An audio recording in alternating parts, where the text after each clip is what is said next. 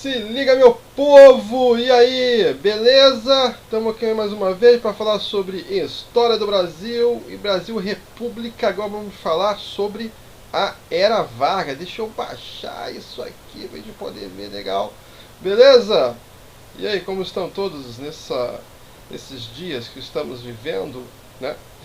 Enfim, então vamos falar sobre a Era Vargas. Getúlio Vargas, que é um cara polêmico, para dizer o mínimo, né? Que o Brasil vive, né? O Brasil vivia e vive envolto nessa democracia que a gente está tentando ser ainda. A gente vive, o Brasil vive envolvido nessas figuras polêmicas da história. E Getúlio Vargas é, no mínimo, esse cara polêmico, né? Que a gente vai falar sobre a Era Vargas, o período em que Vargas esteve no poder de forma ditatorial, alguns diriam, e enfim, vamos chegar às conclusões juntos, né, nesse caso aqui, da Era Vargas, aqui com este professor, humilde professor de história que vos fala nesse momento, certo? Então vamos lá. Era Vargas, vamos lá. Era Vargas é a fase da história brasileira em que Getúlio Vargas governou o país de 1930 a 1945.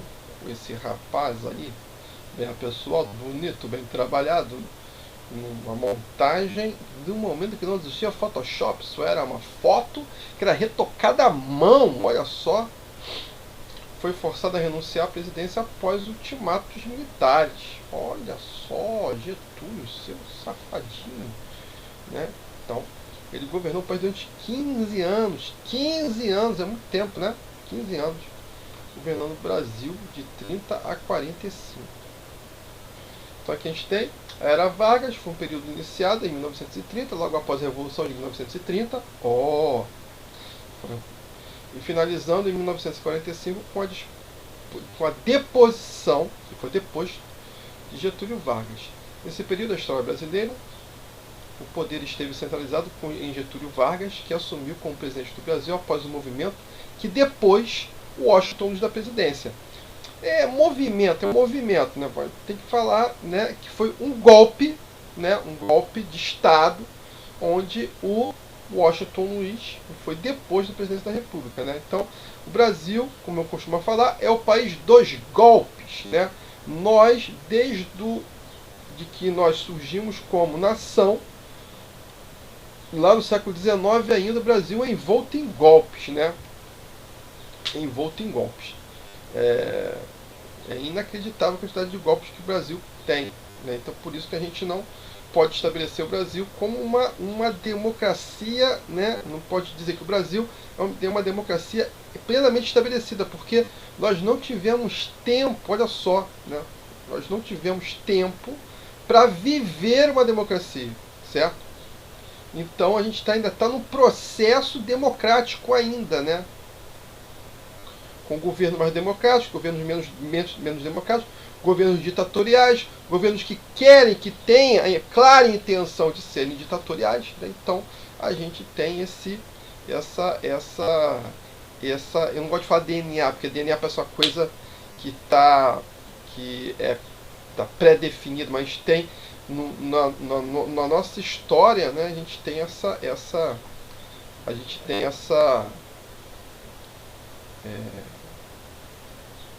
herança, né, não é uma herança boa. Temos que trabalhar muito ainda, temos muito que fazer sobre isso. A Era Vargas foi um período de 15 anos da história brasileira que se estendeu de 1930 a 1945, no qual Getúlio Vargas era o presidente do país. A ascensão de Vargas, né, quando chega ao poder, foi o resultado direto da Revolução de 1930, que destituiu o Washington Luiz e impediu a posse de Júlio Prestes, presidente eleito que assumiria o país. Ao longo desse período, Getúlio Vargas procurou centralizar o poder. Muitos historiadores, inclusive, entendem o período de 30 a 37 como a gestação da ditadura de Vargas. Vargas também ficou marcado pela sua aproximação com as massas, característica que tornou muito marcante durante o Estado Novo. Permaneceu no poder até 1945, quando foi forçado a renunciar à presidência por causa de um ultimato dos militares. Com a saída de Vargas do poder, foi organizada uma nova constituição para o país e iniciada outra fase da história, a Quarta República, que foi de 46 a 64. 64 que foi o golpe civil-militar que destituiu o João Goulart do poder, que a gente vai falar em um outro momento, né? Então a Revolução de 30 foi esse movimento, né, que muito satisfeitos com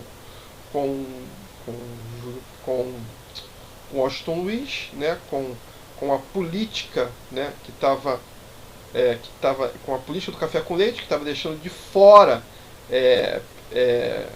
da presidência, não somente de fora da presidência, governadores de outros estados, excetando Minas Gerais e São Paulo, além de não terem presidentes de estados diferentes de Minas Gerais e São Paulo, ainda os outros estados estavam sendo deixados de lado das decisões políticas e também econômicas. Então isso vai causar uma comoção que vai acabar destituindo lá o Washington Luiz do poder, né? Que é nome de rodovia aqui no Rio de Janeiro, né? Rodovia Washington Luiz, em homenagem ao presidente que a gente teve, chamado Washington Luiz, certo? Então a gente tem aqui um mapa mental da Era Vargas, né? E daí vocês podem depois, em algum momento, dar pausa no vídeo para poder ver com maior detalhes essa Era Vargas. Para quem gosta de mapa mental, eu acho legal ter esse momento do mapa mental para vocês observarem, né, assim, um resumão de que foi a Era Vargas. Características da Era Vargas. Resumir as características da Era Vargas é uma tarefa complexa, principalmente porque cada fase assumiu aspectos diferentes. De maneira geral, as seguintes características podem ser destacadas. Centralização do poder. Ao longo de seus 15 anos no poder, Vargas tomou medidas para enfraquecer o legislativo, lembrando que legislativo são as câmaras legislativas, quem fazem parte da Câmara Legislativa no caso do governo federal, certo? Os deputados federais e os senadores, né? Seriam o legislativo no âmbito federal. No âmbito estadual, os legislativos são os deputados estaduais nas assembleias legislativas, certo?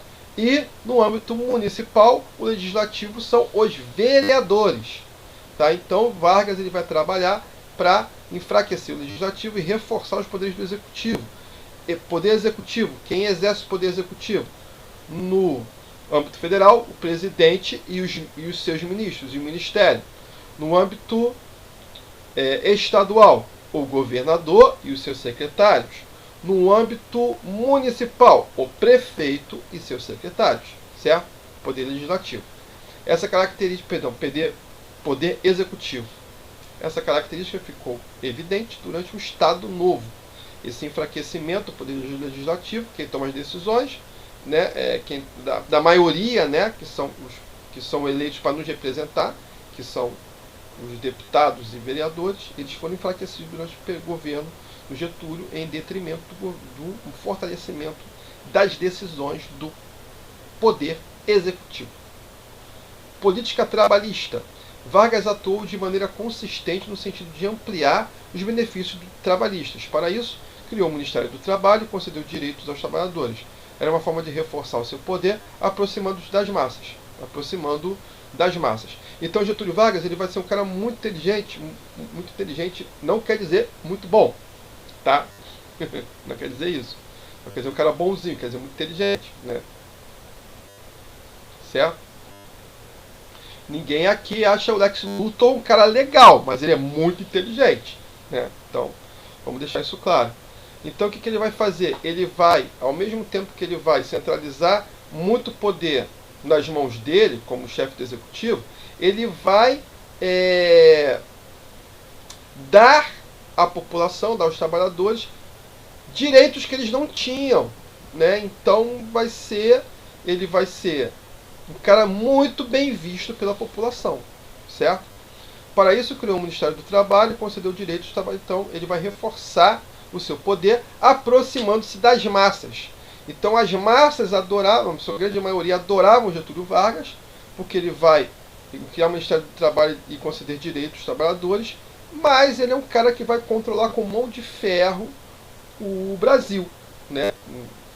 Então, né, ele vai ter essa característica, né, de reforçar a sua imagem com o povo, e as pessoas ou não sabiam ou não vão ligar se ele é um ditador.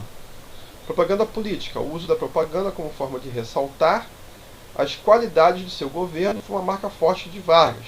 E também ficou evidente durante o Estado Novo a participação do Departamento de Imprensa e Propaganda, o DIP. Então Vargas vai trabalhar também com a propaganda em volta da sua pessoa. Ele tinha um departamento de imprensa e propaganda que vai enaltecer a imagem dele como um grande líder popular, como uma pessoa que estava do lado do povo. Certo? A capacidade de organização política, de negociação política. A capacidade política de Vargas não surgiu do nada, mas foi sendo construída e aprimorada ao longo de sua vida política. Vargas tinha uma grande capacidade de conciliar grupos opostos em seus governos, como aconteceu em 1939, quando as oligarquias dissidentes e tenentistas estavam no mesmo grupo apoiando-o. Então, as oligarquias que são os grupos econômicos e políticos, né, que têm grande influência até hoje no Brasil, e os tenentistas faziam parte de um movimento que queria acabar com essas oligarquias, né, acabar com esse poder que as oligarquias tinham. Então Vargas, ele é um cara tão hábil na negociação política que ele conseguiu colocar as oligarquias e os tenentistas juntos apoiando ele. Pra você ter uma ideia de como o cara tinha um poder de articulação imenso. A postura de Vargas no poder no Brasil, durante esse período, pode ser também relacionado com o populismo, principalmente pelos seguintes aspectos. Então, aspectos de um governo populista. Relação direta e não institucionalizados do líder com as massas. Então ele tinha uma relação direta com as massas, direta com o povo, né? Que não tinha nada a ver com a instituição. Era a figura do Vargas, né? A figura dele como persona histórica, como alguém que vai se imbuir do espírito, entre aspas, do espírito trabalhista brasileiro. Defesa da união das massas, liderança baseada no carisma, isso é muito característico de governos populistas, e sistema partidário frágil, né?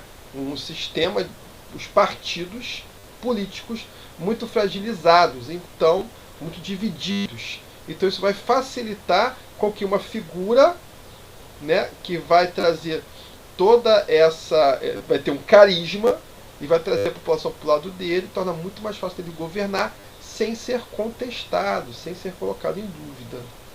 Uma característica. Transição de poder. A ascensão de Getúlio Dornelles Vargas à presidência aconteceu pela implosão. Implosão é explodir para fora, implodir para dentro, certo? A implosão do modelo político que existia no Brasil durante a Primeira República. Ao longo da década de 1920, inúmeras críticas foram feitas ao sistema oligárquico que vigorava no nosso país, sendo os tenentistas um dos movimentos de oposição de maior destaque, né? Essas oligarquias, né, que comandavam o Brasil, né? Os grandes proprietários de terra que tinham cargos políticos ou eram vinculados a pessoas importantes que tinham cargos políticos. Essa galera é que comandava o Brasil. Então, ao longo da década de 1920, houveram severas críticas a esse sistema de poucos no poder. E o movimento tenentista foi um grande opositor a esse sistema. A implosão da Primeira República concretizou-se de fato, durante a eleição de 1930. Nessa eleição, a oligarquia mineira, Minas Gerais, rompeu abertamente com a oligarquia paulista, porque o presidente Washington Luiz recusou-se a indicar um candidato mineiro para concorrer ao cargo. A indicação para presidente foi do paulista Júlio Prestes. Então houve um rompimento da República do Café com Leite, né? A galera abriu os paulistas pararam de apoiar os mineiros. E Washington Luiz, ao invés de indicar um governador mineiro, como estava acordado há muitos anos antes, ele vai romper e vai indicar um paulista. Ele rompeu com o acordo, certo? Isso desagradou profundamente a oligarquia mineira, uma vez que a atitude do presidente rompia com o acordo existente entre as duas oligarquias, a política do café com leite. Assim, os mineiros passaram a conspirar contra o governo, aliando-se às oligarquias paraibana e gaúcha. Optaram por lançar um candidato para concorrer à presidência, Getúlio Vargas. Getúlio Vargas ele era gaúcho, né? Então os mineiros ficaram boladíssimos com os paulistas e falou, beleza, é assim que se joga? Então vamos lançar um outro candidato que não vai ser nem mineiro, vai ser gaúcho. Então as oligarquias paraibana e gaúcha se uniram à oligarquia mineira, que era muito poderosa politicamente, e lançaram Getúlio Vargas como candidato à presidência da República, né? E aqui a gente tem nessa figura, deixa eu lançar um pouco para cá, para a gente poder ler aqui, Vargas e os militares aliados em foto tirada quando a Revolução de 1930 estava em curso. Então olha só o Getúlio Vargas aqui no meio, né, durante a Revolução de 1930.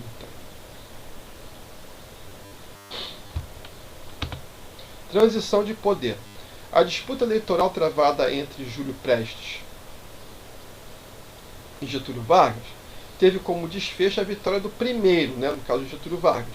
No entanto, mesmo derrotados, membros da chapa eleitoral de Vargas, chamada Aliança Liberal, começaram a conspirar para destituir Washington Luiz do poder. Vargas, porém, havia aceitado a derrota, né? Então, quem vai ganhar, né, da Aliança Liberal, quem vai ganhar da Aliança Liberal, que era a chapa do Vargas, vai ser o Júlio Prestes, vai ganhar a eleição. Vargas já tinha aceitado, mas a Aliança Liberal começava a conspirar para tirar o Prestes do poder, né? A eleição não deu certo, então eles começaram a planejar uma revolução, planejar uma conspiração para tirar o presidente da República eleito, o Júlio Prestes, do poder. Essa conspiração, para tirar o Washington Luiz do poder antes que o Júlio Prestes assumisse como presidente, certo? Essa conspiração tornou-se rebelião, de fato, quando João Pessoa, vice do Getúlio Vargas na chapa da Aliança Liberal, foi assassinado em Recife por João Dantas. O assassinato de João Pessoa,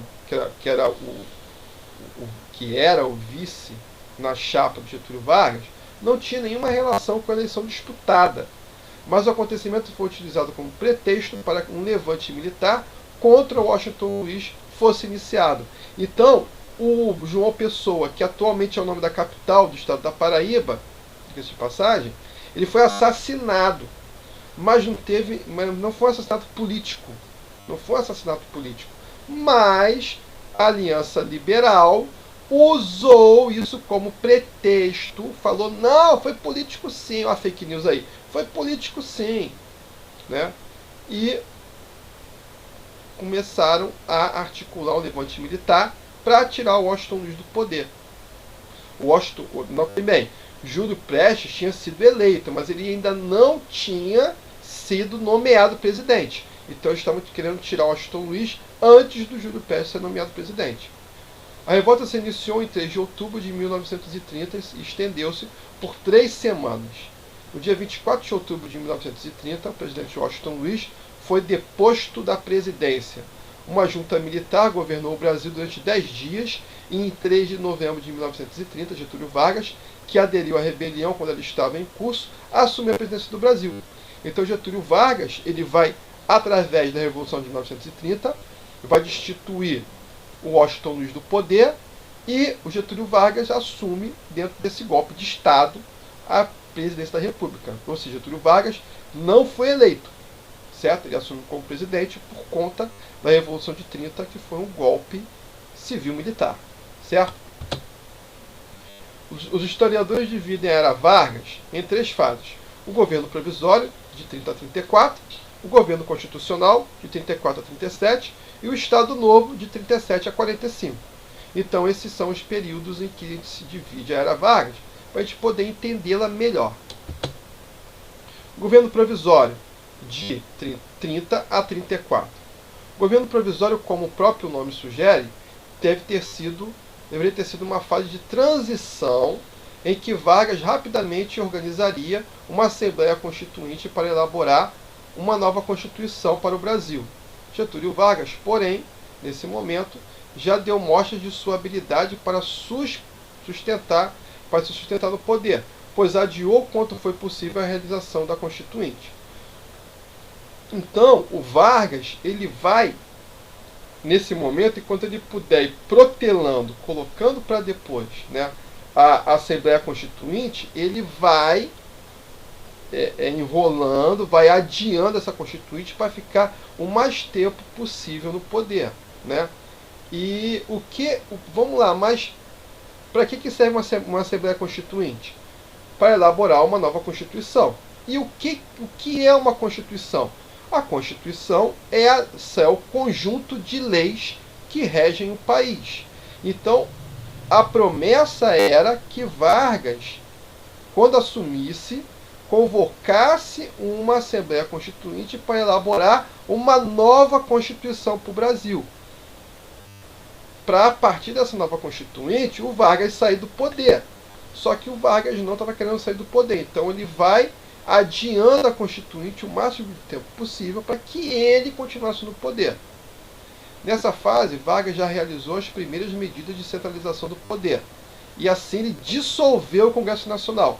Congresso Nacional, deputados estaduais e senadores. Ele vai dissolver, não vai ter mais deputados e não vai ter mais senadores.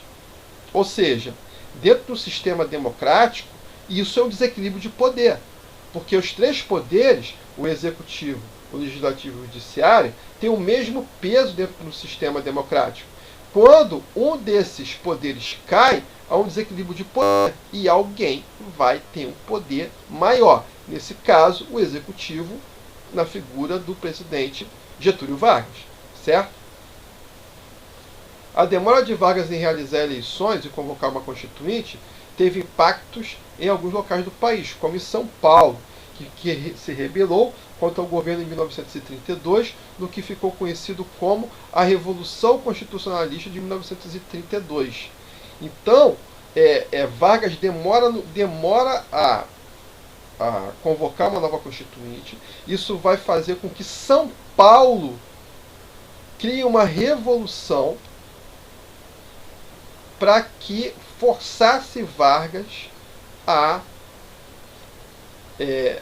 convocar a Constituinte, restabelecer o Congresso Nacional e convocar uma Constituinte para que o Brasil tivesse uma nova Constituição.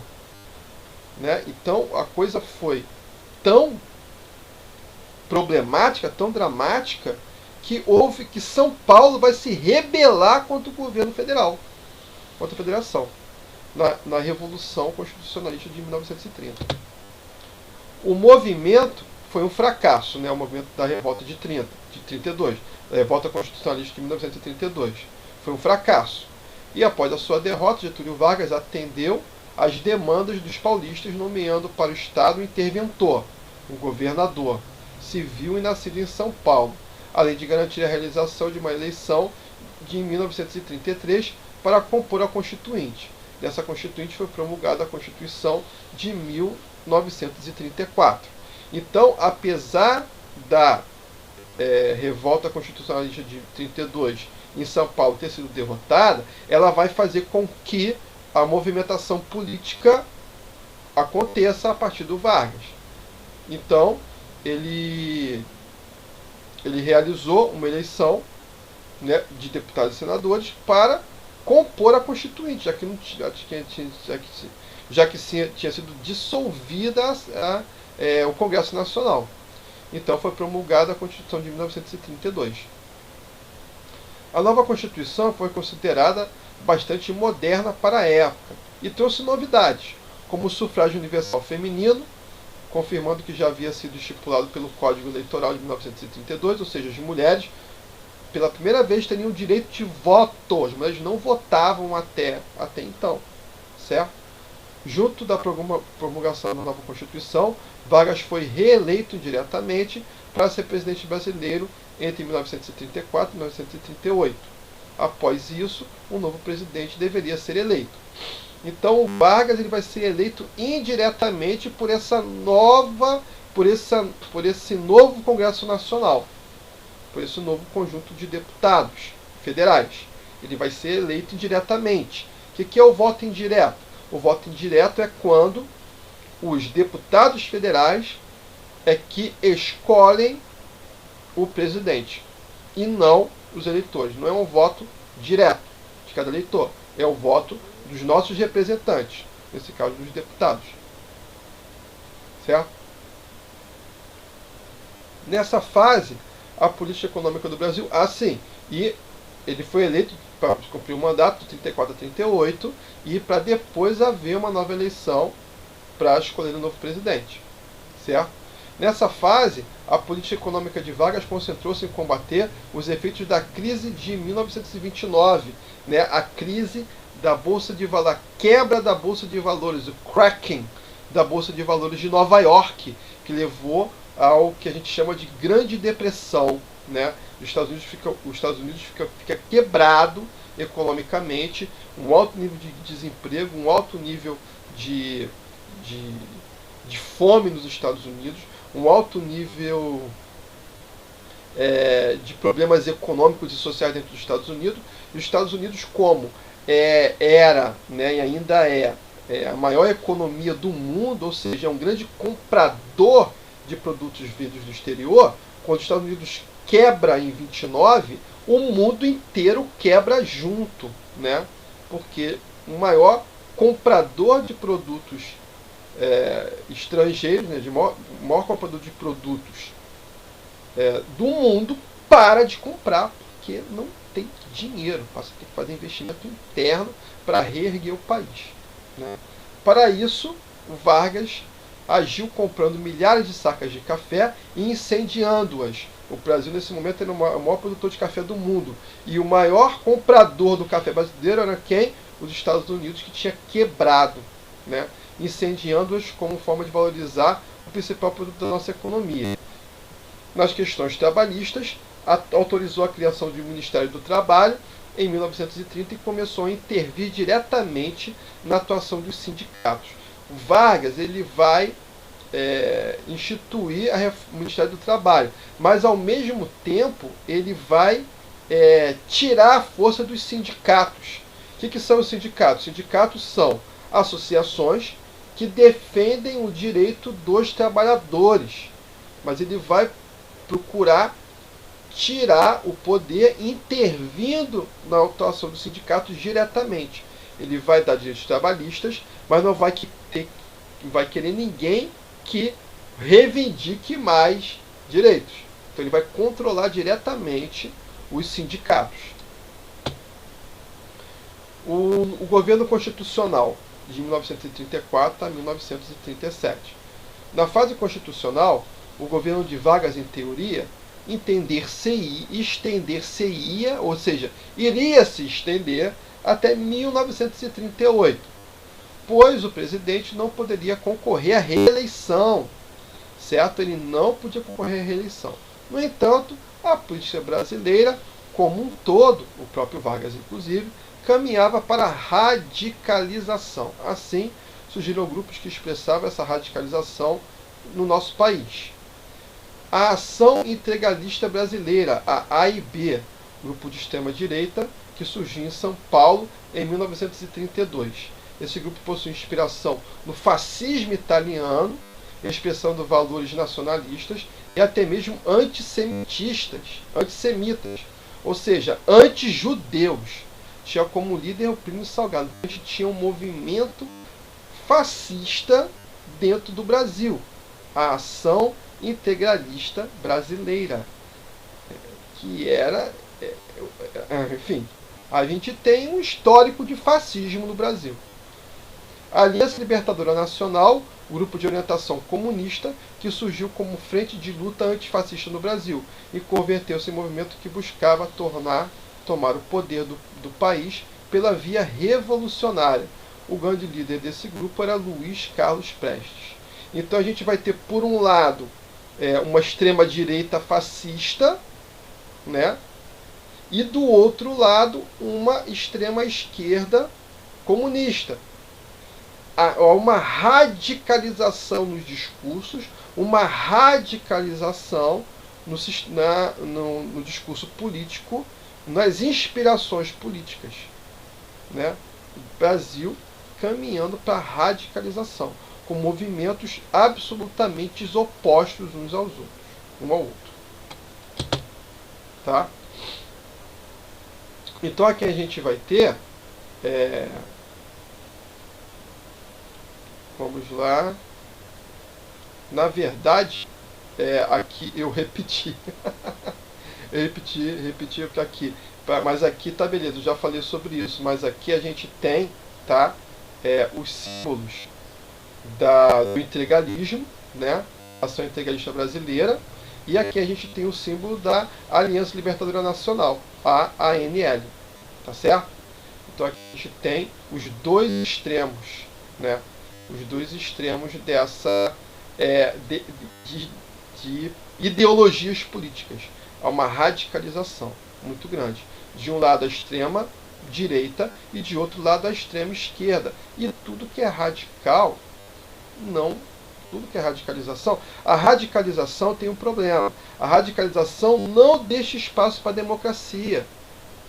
A radicalização não deixa espaço para o debate político. Porque a radicalização vai querer o extermínio do outro lado.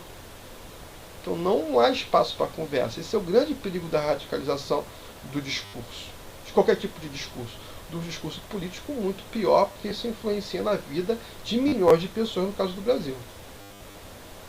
O governo constitucional de 1934 a 1937 ainda. A ANL, a Aliança Nacional Libertadora, inclusive, foi responsável por uma tentativa de tomada de poder aqui no Brasil, em 1935. Esse movimento ficou conhecido como a Intentona Comunista e foi deflagrada em 3 cidades, Rio de Janeiro, Natal e Recife. Mas foi um fracasso completo.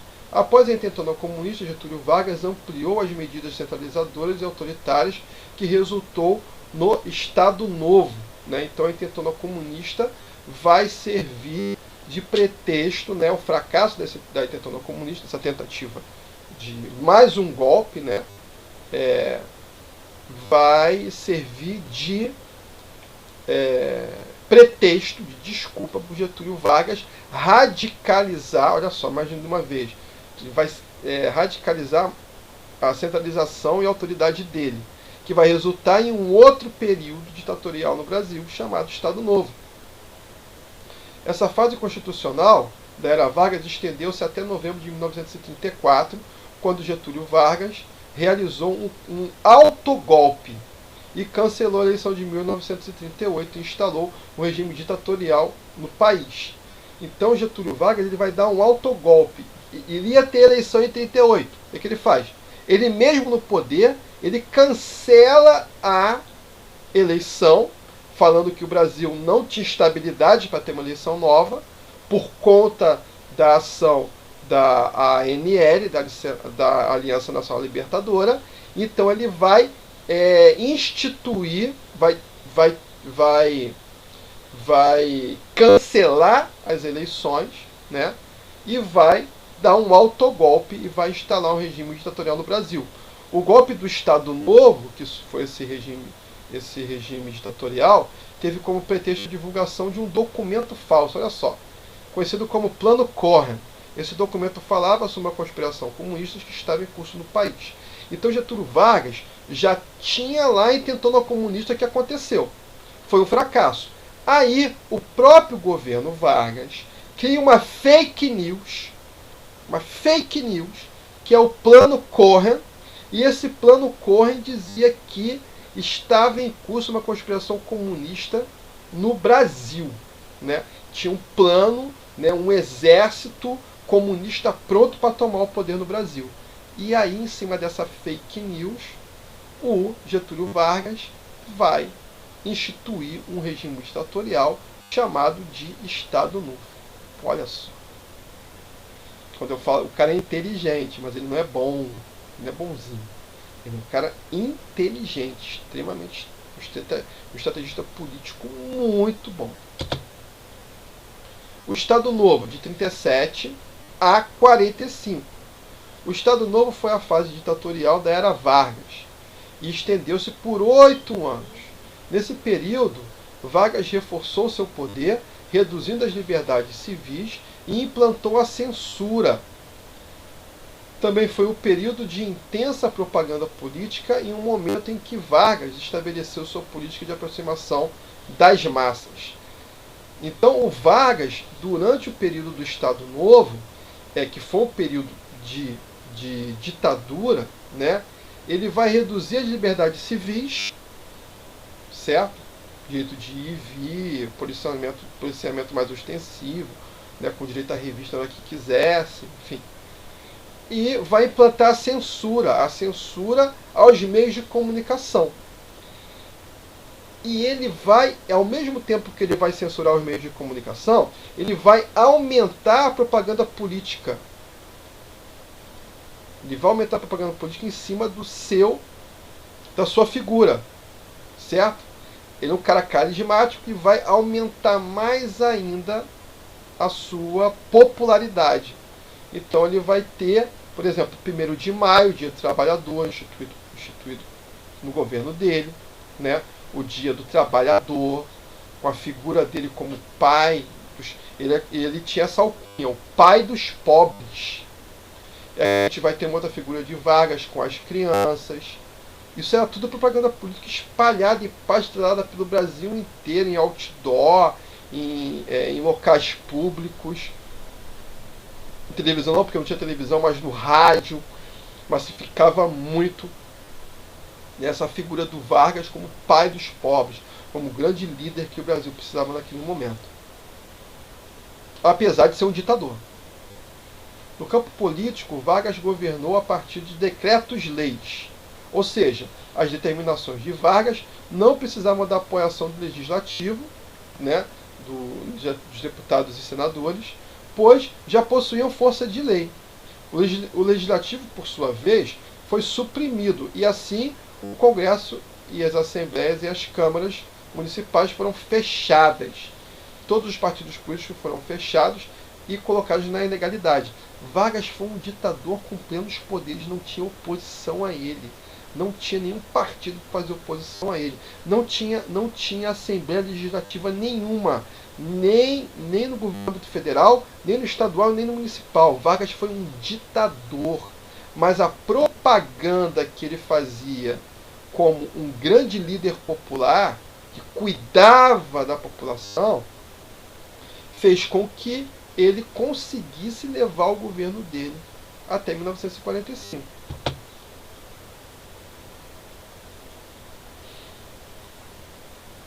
A censura foi instituída, ficou a cargo do Departamento de Imprensa e Propaganda, o DIP, responsável por censurar as opiniões contrárias ao governo e produzir a propaganda que ressaltava o regime e o poder.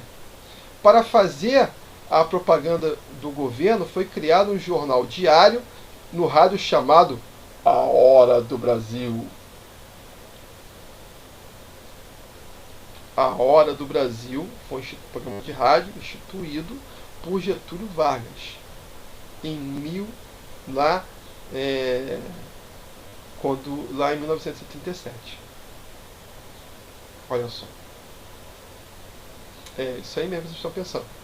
Existe até hoje esse programa de rádio que fala sobre as notícias sobre o governo. Tá lá, é lei, não pode tirar. É um horário, né? Antigamente era obrigado, agora a Hora do Brasil era obrigada a ser 7 horas da noite, de 7 às 9. Que hora que o pessoal estava voltando? E era esse horário, porque não tinha TV. Então o pessoal escutava rádio. Tudo era no rádio, gente, não tinha TV.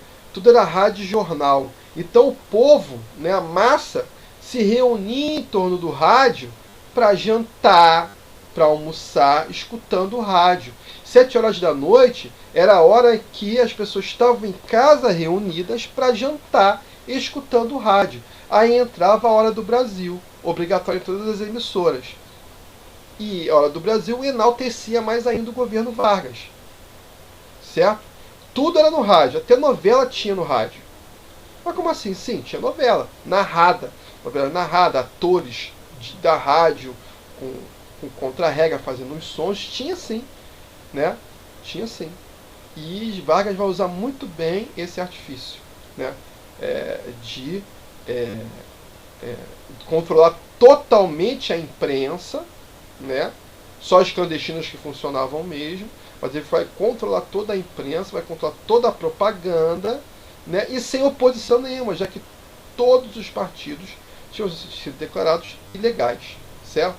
Durante esse período, também se destacou a política trabalhista, destacando-se a criação do salário mínimo em 1940 e a consolidação das leis do trabalho, a CLT, em 1934.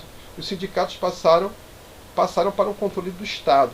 Então, o Vargas, ao mesmo tempo que ele era um ditador, que não tinha nenhuma oposição, né? Ninguém podia contestar a ditadura do Vargas, a ditadura do Estado Novo, ele concedia cada vez mais direitos trabalhistas que os trabalhadores precisavam até ter. Então, a grande massa não ligava que ele fosse um ditador, porque ele era um ditador que dava à população o que queria, menos liberdade de escolha. Mas todo o resto lhe dava. Mas o principal, que era a liberdade, as pessoas não tinham. E ele fazia as pessoas pensarem que isso era muito legal, porque ele controlava toda a mídia, tudo era controlado por ele, né? Então todo mundo era convencido de que ele era o melhor para o Brasil, certo? A participação brasileira na Segunda Guerra e o desgaste desse projeto político autoritário enfraqueceram o Estado Novo perante a sociedade. Assim, demandas por novas eleições começaram a acontecer. Pressionado, Vargas decretou para o fim de 1945 a realização da eleição presidencial e em outubro desse mesmo ano foi deposto do poder pelos militares. Então, assim, a entrada do Brasil na Segunda Guerra Mundial vai ser crucial para entender esse momento, tá? O Brasil vai entrar na Segunda Guerra Mundial quando um navio brasileiro sofreu um ataque de submarinos do eixo, né? O que era o eixo? O eixo era a aliança que existia entre a Alemanha nazista do Hitler, o regime fascista de Mussolini na Itália e o Império do Japão. Formavam as forças do eixo. Então, um navio brasileiro foi torpedeado por submarinos das forças do eixo e foi afundado. Isso vai obrigar Vargas a declarar guerra ao eixo, colocando-se do lado dos aliados, que eram os aliados Estados Unidos, França, Inglaterra e União Soviética. O Brasil vai começar a compor os aliados e o Brasil vai fazer uma campanha na Itália fascista do Mussolini, certo? Durante a Segunda Guerra Mundial. Para lá foram os nossos pracinhas na FEB, a Força Expedicionária Brasileira, certo? Então, e a partir dessa participação do Brasil contra regimes totalitários, ditatoriais, vai fazer com que o Brasil seja questionado internacionalmente e internamente, porque o Brasil era um Estado totalitário e ditatorial. Então, não fazia sentido um governo ditatorial e totalitário, como era o governo brasileiro, ficar contra regimes totalitários na Europa, certo? Então havia essa desconexão. O Brasil era uma ditadura igual à ditadura do Hitler e do Mussolini, sendo que o Brasil combatia essas ditaduras. Aí ficou difícil por Vargas,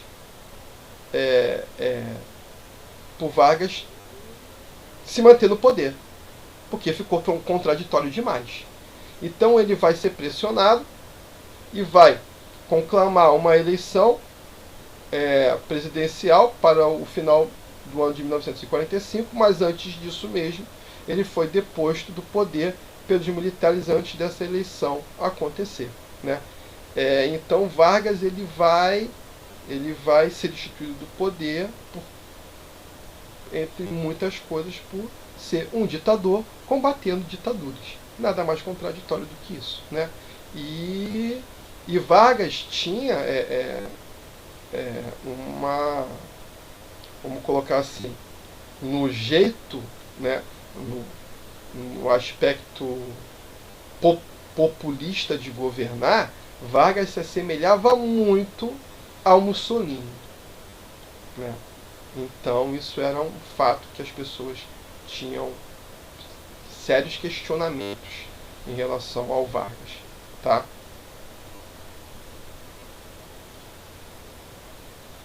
Então, pessoal, aqui a gente vai chegar ao fim do nosso bate-papo sobre a Era Vargas, né?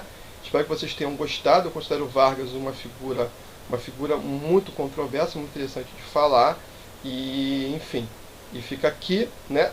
Um meu abraço a todos e a todas. Estudem, foco na missão e nós nos vemos numa próxima aula. Valeu? Fui!